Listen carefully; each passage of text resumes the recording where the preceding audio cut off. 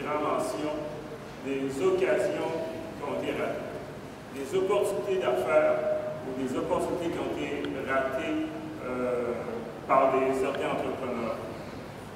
Par exemple, lors du casting du film Lord of the Rings, un film qui était un succès mondial, il y a un rôle qui était offert à l'acteur Sean Connery.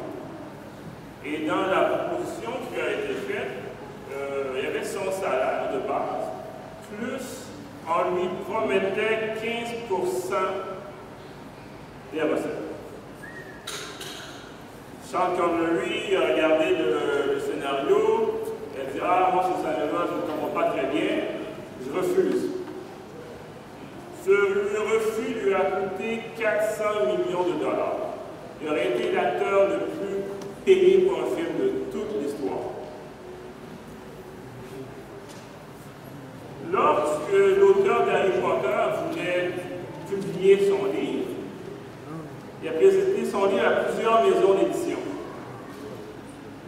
Il a présenté à un dit non, à un deuxième dit non. Il s'est rendu jusqu'à 12 maisons d'édition qui ont refusé.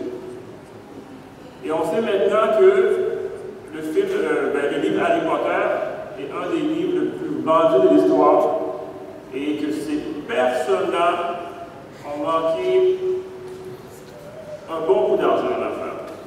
Ils ont manqué une belle opportunité. C'est la même chose pour le téléphone. Lorsque Graham Bell a inventé son téléphone, à l'époque, il y avait des télégraphes, et il a présenté son idée à la compagnie des télégraphes, et il a dit, est-ce que vous voulez faire ça? Moi, je vais implémenter des téléphones dans toutes les grandes villes des États-Unis. Eux, ils ont dit, pourquoi les gens prennent un téléphone? Ils peuvent envoyer un message clair avec le télégraphe, elle dit, ton idée ne fonctionnera jamais, on n'est pas intéressé. Maintenant, aujourd'hui, les téléphones ressemblent à ça.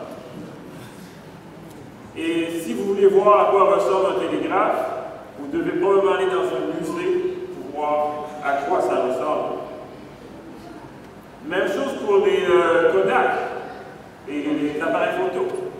Les Kodak, c'est une marque. Avant, c'était une des marques les plus populaires, Kodak. Il y avait un de leurs employés qui s'est dit, moi, je vais aller vers le numérique. Au lieu de développer sur film, je vais inventer une technologie numérique. Quand que les dirigeants de Kodak ont entendu parler de ça, elle s'est dit non. Le numérique, ça va tuer notre business. Au lieu d'être les premiers à le faire, ils ont voulu cacher l'affaire.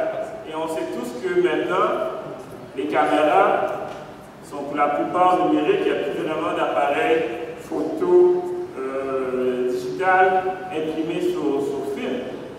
C'est toutes des occasions qui ont été ratées. Mais c'est facile pour nous de dire ça maintenant qu'on connaît l'histoire, que ces occasions ont été ratées. Et que lorsque l'opportunité était présentée, pour eux, ils ne pouvaient pas savoir qu'est-ce qui allait arriver après. Des fois, la raison pourquoi les gens ratent les opportunités, c'est juste pour ça. Ils ne peuvent pas bien la tester. Et dans la vie aussi de nous, des chrétiens, on peut avoir face à certaines occasions. Puis, des fois, il y a des occasions qui sont plus faciles que d'autres à discerner. Des fois, il y a des occasions qui peuvent passer inaperçues à nos yeux. Je vous propose aujourd'hui de regarder ensemble un événement particulier qui a marqué la vie du roi Ézéchias.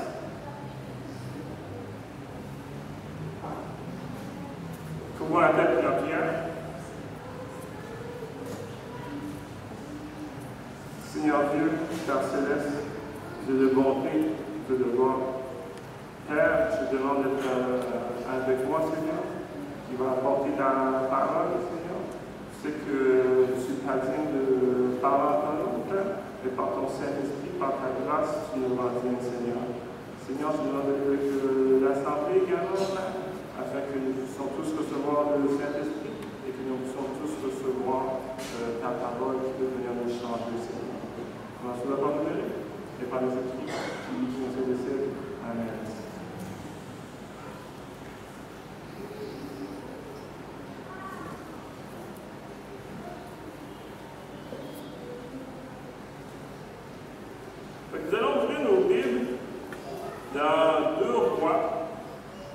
verset 20. Nous allons lire du verset 12 à 21. Et dans 2 Rois 20, verset 12 à 21.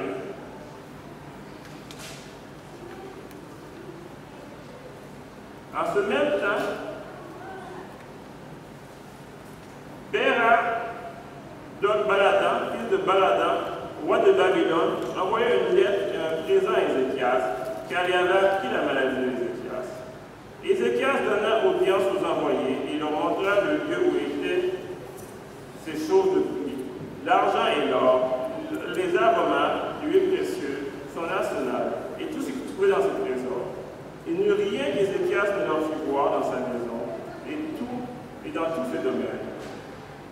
Isaïe le prophète vient ensuite auprès d'Ézéchias, roi Ézéchias, et lui dit, qu'ont dit ces gens-là, et d'où sont-ils venus vers toi?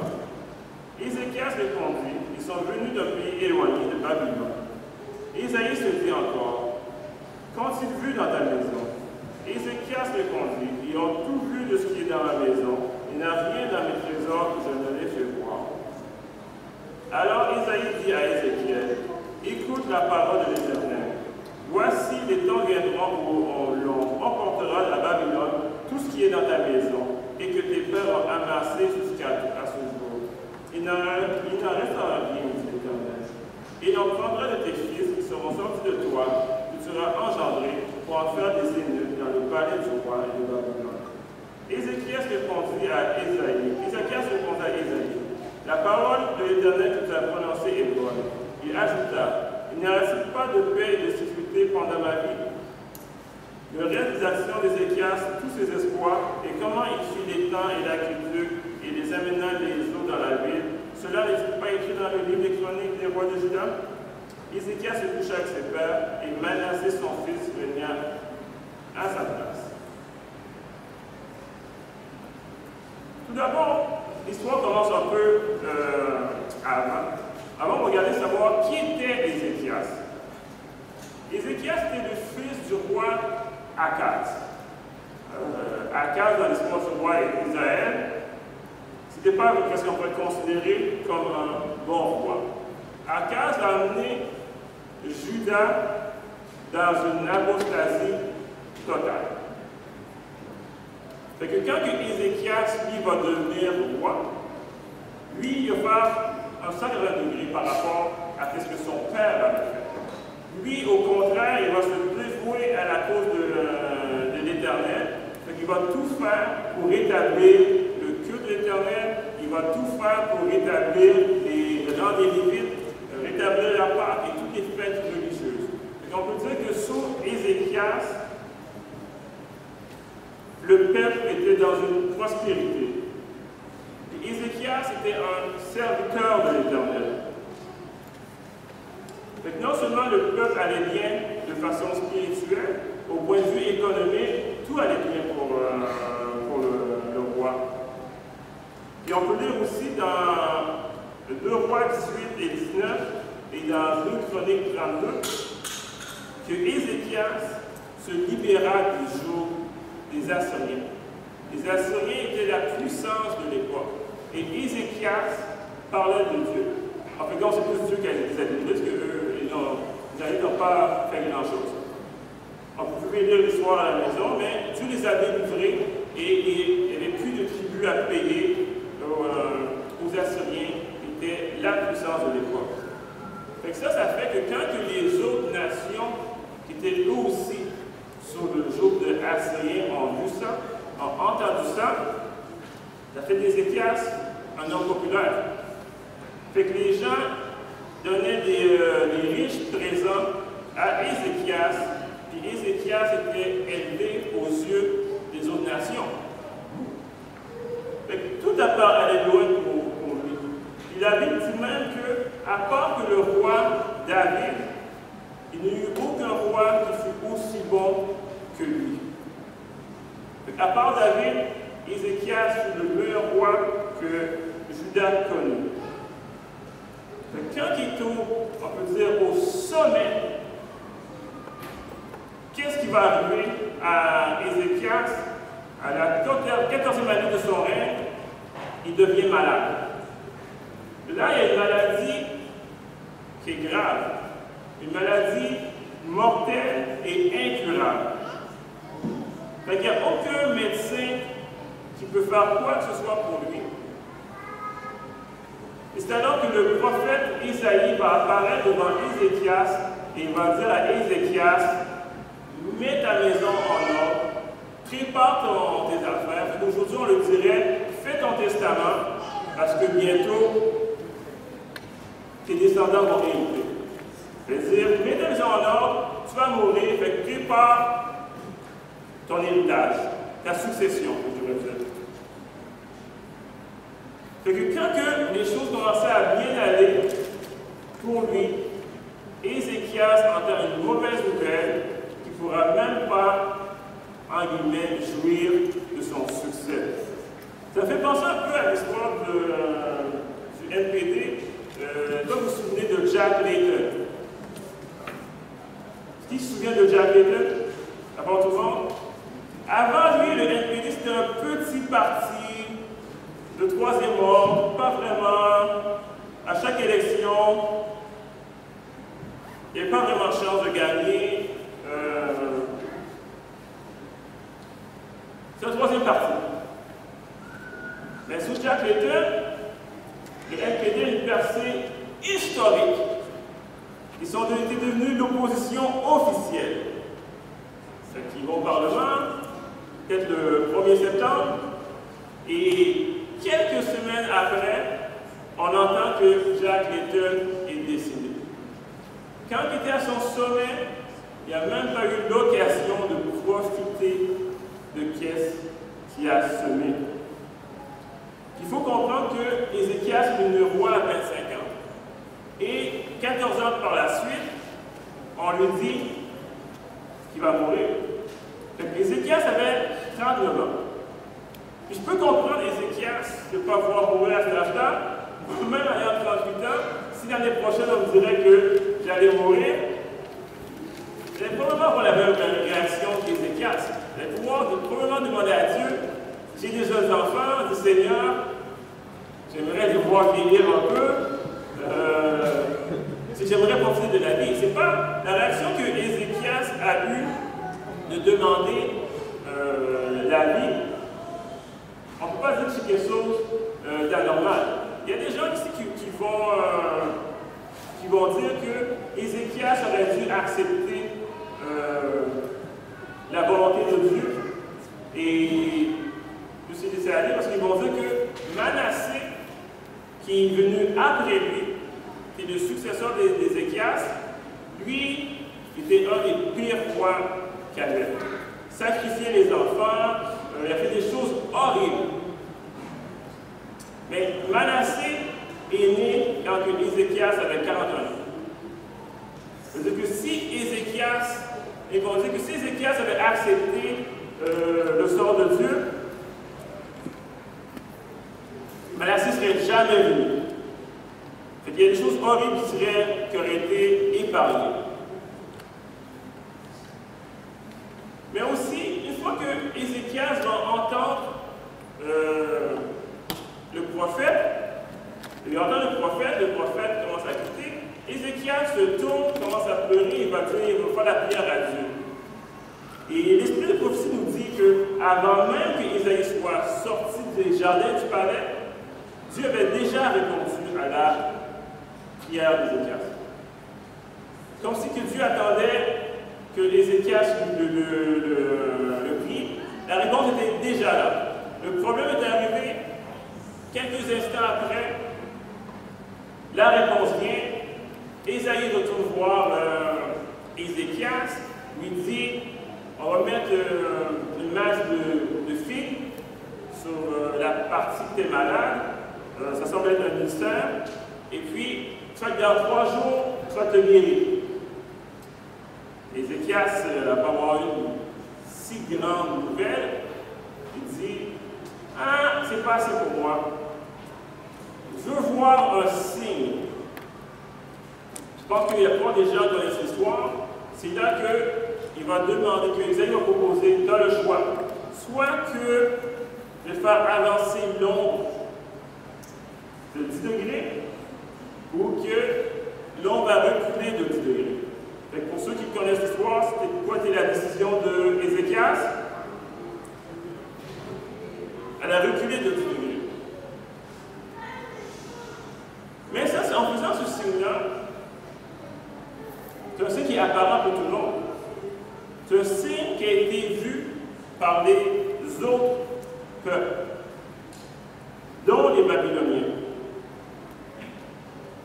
Les Babyloniens, on peut dire qu'à cette époque-là, eux aussi étaient encore sous le joug de l'Assyrie.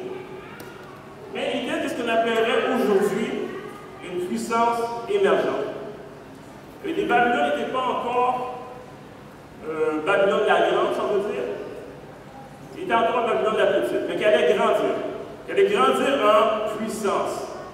Fait que quand que leurs physiciens, leurs astronomes qui étudiaient les astres ont vu ça et entendu parler de la maladie d'Ézéchias, eux se sont dit, qui est-ce qui a le pouvoir de guérir les gens, qui a le pouvoir de se débarrasser des Assyriens et qui a le pouvoir de contrôler l'ombre? Qui est-ce qui a ces pouvoirs-là? Fait intrigués, ils vont envoyer un convoi, ils vont envoyer des ambassadeurs, donner des cadeaux à Ézéchias pour entendre parler de ce mystère. Une petite anecdote que j'aimerais vous raconter avant de continuer. Il était une fois un père que, pendant qu'il avait une petite fille, pendant que sa fille dormait, il lui a donné un tableau. Sur le tableau, c'était l'image de Jésus. Il avait accroché le tableau sur le mur. Mais la façon qu'il a regardé le tableau, il y avait son lit, le tableau, il y avait aussi un miroir. Fait que la petite fille, quand elle s'est levée le matin, elle regarde dans le miroir, et qu'est-ce qu'elle voit? Elle voit la projection de Jésus. Elle dit, ah, c'est bien, mais par contre, quand elle se met elle devant le miroir, qu'est-ce qu'elle voit? C'est elle. La petite fille ne comprend pas encore vraiment les réflexions, fait qu'elle se tasse. Elle se tasse, elle voit quoi? Elle voit Jésus. Elle revient, le miroir, elle voit elle.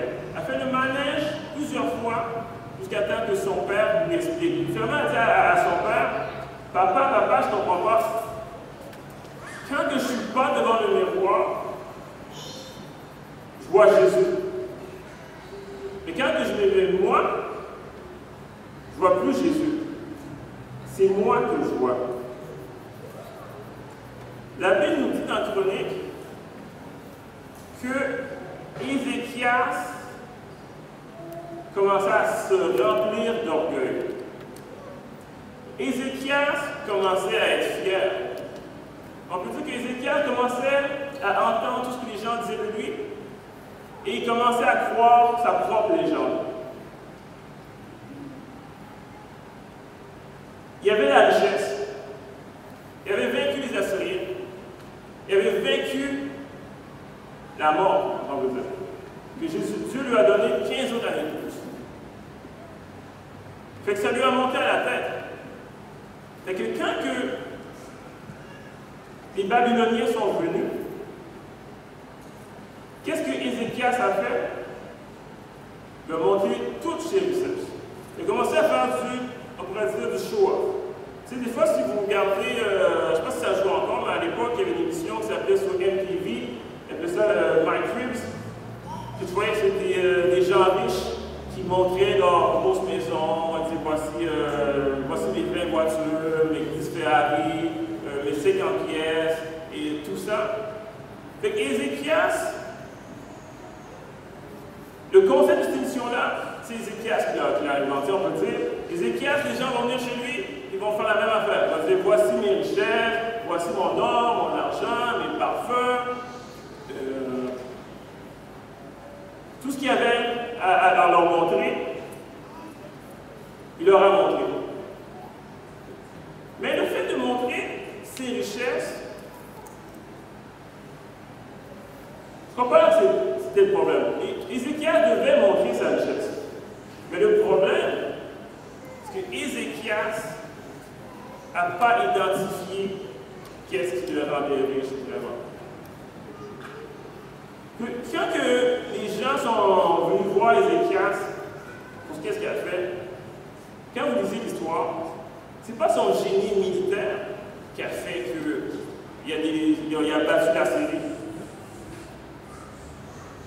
Ézéchias n'a rien fait. C'est que pendant que les Assyriens dormaient, c'est Dieu qui a envoyé son ange qui les a détruits. Il n'a rien fait pour ça. Quand il était malade, Ézéchias n'a rien fait pour se guérir. Ce n'est pas à cause qu'il était un bon biologiste qu'il a trouvé un moyen, tout d'un coup, qu'il dit « Ah, je mets des filles et je me guérir. » C'est pas ça. Mais qu'est-ce qui rendait vraiment Ézéchias riche? C'était Dieu. Il a fait lister tout ce qu'il possédait, tout ce qui avait de valeur à ses yeux, mais il n'a pas montré la chose qui avait le plus de valeur, qui était l'Éternel. Et c'est là que je dis qu'il y avait une occasion qui était ratée. Parce que les ambassadeurs qui sont venus à Ézéchias, on pourrait dire qu'ils étaient déjà disposés à l'écouter d'entendre parler de Dieu. Ils étaient déjà prêts à entendre. D'ailleurs, c'est un peu pour ça qu'ils étaient venus. Les gens sont venus pour écouter parler de Dieu, mais au lieu de ça, ils ont juste vu la gloire d'Ézéchias et ils n'ont pas entendu parler de qu'est-ce qu'ils étaient venus entendre. Les gens avaient soif de la parole, mais on ne leur a pas donné à boire. C'est des fois aussi, après avoir prié, on prie pour quelque chose, mais une fois que Dieu nous donne la chose, des fois on oublie Dieu. Des fois on va oublier la personne qui nous a donné, qu'est-ce qu'on demandait? On va juste prendre le cadeau et on va s'amuser avec le cadeau, on va être heureux du cadeau, on va oublier un peu la personne qui va le donner. Aussi, qu'est-ce que j'ai remarqué dans l'histoire? Les personnes qui étaient venues pour écouter la parole, c'est même pas Ézéchias qui a eu besoin d'aller les chercher. C'est Dieu qui a mis sur le chemin d'Ézéchias, c'est Dieu qui leur a envoyé l'occasion de témoigner pour lui. Ézéchias n'a rien à faire. Il reste chez eux, il y a des gens de bien loin qui viennent le voir. Au lieu de ça, il s'est senti flatté que des gens de loin viennent le voir. Il s'est dit, waouh, les gens parlent de bien loin, je dois vraiment être important. Au lieu de prendre l'occasion qui était facile devant lui, il a laissé passer. Et on peut imaginer que si Ézéchias avait parlé de Dieu à ces gens-là, et que ces gens-là avaient accepté Dieu, vous imaginez toute l'histoire du monde aurait pu changer. Que maintenant, on n'aurait fait plus de référence à Babylone la Grande comme étant la mère des électricités. Babylone aurait été un pays chrétien, aurait été une puissance reconnaissant Dieu. Et au lieu de ça, ils sont partis sans Dieu, avec les choses qu'ils avaient en tête, c'était ici, il y a des trésors, avec la journée qu'on a les moyens, on va venir les chercher. Et les conséquences de cet acte, le fait que Ézéchias n'a pas témoigné, c'est des conséquences sur les enfants d'Ézéchias, sur les descendants d'Ézéchias. On nous dit que 100 ans après, Nebuchadnezzar, le père de Nebuchadnezzar est venu envahir Juda et effectivement, tous les trésors ont été pris. Donc, les actions qu'on fait, mais les actions d'Ézéchias ont eu une conséquence grave. Et pour nous aussi, des fois, on va manquer des occasions de témoigner. Des fois, ce n'est pas nécessairement par l'orgueil direct, Mais des fois, c'est par la peur. Mais il y a une relation entre la peur et l'orgueil. Je parle de certains types de peur. Je ne parle pas de la peur qui vous permet de survivre. Je ne parle pas que si vous sentez des coups de feu, de partir dans une autre direction. Je ne parle pas de cette peur-là. Je ne parle pas de la peur que si vous voyez un lion dans la rue, vous le couvrez, vous le cachez. Ça, ce n'est pas la peur dont je parlais. Mais des fois, on va avoir peur de perdre la face. On va avoir peur de se faire rejeter. Mais cette peur, finalement, c'est quoi? Cette peur est là pour protéger notre ego. Cette peur est là pour protéger notre orgueil. Vu qu'on ne veut pas se faire rejeter, on va avoir une peur qui va masquer notre orgueil. Qu'on fait tous peur, on a toutes des occasions que Dieu aussi met dans vos vies sans que vous ayez besoin d'avoir les chercher. Exemple, vous travaillez, vous allez à l'école, je suis presque sûr que lundi ou mardi, il y a des gens qui vont vous demander comment a été votre fin de semaine. Ou vous avez fait quoi ce week-end? Et là, vous allez dire, ah, ce week-end, c'est normal, rien d'ordinaire, la routine, et la personne va continuer son chemin. Mais vous avez quelqu'un qui vous demande qu'avez-vous fait ce week-end? Il faut lui dire la vérité. Vous avez fait quoi ce week-end? Vous êtes venu à l'église. Il vous l'a demandé, c'est pas vous qui allez le voir et vous dire, hey, c'est quoi là? Moi j'étais à l'église cette semaine. C'est lui qui vient te voir. La porte est ouverte. Je vais te dire, ben, j'étais à l'église. Et là, ça vous ouvre une porte. Vous pouvez te poser des questions plus tard. Nous savons que cette personne à l'église, ça va ouvrir une conversation. Mais c'est des petites occasions comme ça qu'on doit ouvrir nos yeux pour ne pas les rater. Parce que nos actions ont une conséquence sur les gens qui nous entourent. On ne sait jamais si on aura une autre occasion de témoigner à cette personne-là. La personne à l'école ou la personne au travail qui vient vous voir, ça se peut que la semaine prochaine, il change de poste. Ça se peut que la semaine prochaine, il déménage et que vous ne le verrez plus jamais. Ça se peut que vous changez de travail. Et que cette personne-là, la seule occasion qu'il avait, la seule occasion que vous aviez, est témoigner pour lui, d'évangéliser pour lui, il est perdu à tout jamais. Il ne faut jamais remettre à plus tard. Dans l'esprit de prophétie, le prophète Héroï, il dit ceci. La faute d'Ézéchias, qui a failli à sa mission lors de la visite des envoyés du roi de Babylone, est riche d'enseignement pour nous tous. Nous devrions parler davantage des bénédictions précieuses qui découlent de notre expérience religieuse, de la bonté et de l'amour incomparable de notre Sauveur. Lorsque le cœur et l'esprit débordent de l'amour divin, il n'est pas facile de faire part à d'autres de ce qui constitue la vie spirituelle. Il n'est pas difficile de faire part à d'autres de ce qui constitue la vie spirituelle.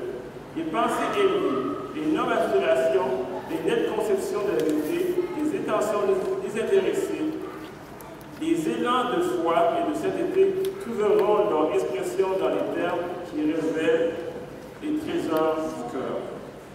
Ceux qui nous côtoient chaque jour ont besoin de notre aide et de nos conseils. Ils peuvent se trouver dans une condition telle qu'un mot prononcé à bon escient comme un clou enfoncé au bon endroit. Demain, ces personnes seront peut-être dans des lieux où il ne sera impossible de les atteindre. Quelle aurait été notre influence sur ces compagnons de route? Chaque jour comporte pour nous un certain nombre de responsabilités. Chaque jour, nos paroles et nos actes font impression sur ceux qui nous entourent. Comme nous devrions prendre garde à ce que nous disons et à ce que nous faisons, un geste inconséquent, un pas imprudent et les vagues déchaînées de l'insurmontable tentation peuvent entraîner une âme dans un mauvais sentier. Nous ne pouvons plus ôter de l'esprit les pensées que nous y avons implantées. Si ces dernières ont été mauvaises, nous avons déclenché par un concours de circonstances la marée du mal qui n'est pas en notre pouvoir d'endiguer. Mais si d'autre part, notre exemple contribue à développer chez autrui une bonne tendance, nous aurons offert la possibilité de faire le bien à son tour. Notre prochain restera l'influence salutaire autour de lui. C'est ainsi que des centaines et des milliers de nos semblables subiront inconsciemment notre influence. Le vrai disciple du Christ affermit les bonnes intentions de ceux qui le côtoient et présente un monde incrédule et pervers. À présent d'un monde incrédule et pervers, il révèle la puissance de la grâce de Dieu et de la perfection de son caractère. En résumé, qu'est-ce qu'on pourrait dire? C'est que Dieu vous donne des occasions de témoigner pour lui. Des fois, ce n'est même pas des occasions que vous devez les chercher. Vous n'avez pas besoin d'être missionnaire et partir loin pour pouvoir évangéliser. Les gens qui sont autour de vous, les gens qui vous côtoient, qui vous posent des questions, c'est des occasions que Dieu met pour nous tous. Et la prière que j'ai pour vous ce matin, la prière que j'ai pour moi ce matin, c'est que Dieu nous aide à voir ces opportunités. Il ne faudrait pas que, comme les exemples du plus haut, que dans le futur, une fois au ciel, on peut voir que Dieu dit « Wow! Si j'aurais dit un mot à cette personne-là, toute sa famille aurait été sauvée. » Donc, il ne faudrait pas qu'on puisse regarder toutes les occasions, toutes les armes qui ont été perdues à cause de notre orgueil, à cause de notre peur. Il faut demander à Dieu qui donne la force, l'intelligence, afin de faire une différence dans le monde qui nous a mis avant qu'il soit trop tard. Amen.